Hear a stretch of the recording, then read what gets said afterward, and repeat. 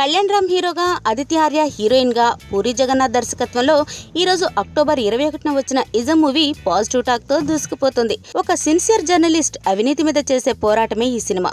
Routine పాయింటే అయినప్పటికీ interesting narration తో పూరి బాగా ఆకట్టుకున్నాడు. నందమూరి కళ్యాణ్ రామ్ సిక్స్ ప్యాక్ కోసం చాలా కష్టపడ్డాడని తెలుస్తుంది. ఎప్పుడూ లేని విధంగా ఈ మూవీలో కళ్యాణ్ రామ్ అద్భుతమైన పర్ఫార్మెన్స్ ఇచ్చాడు. ఇక హీరోయిన్ ఆదిత్య ఆర్య తన పాత్రకి న్యాయం చేసింది. హీరోయిన్ కూడా సినిమాకి పెద్ద ఆకర్షణ.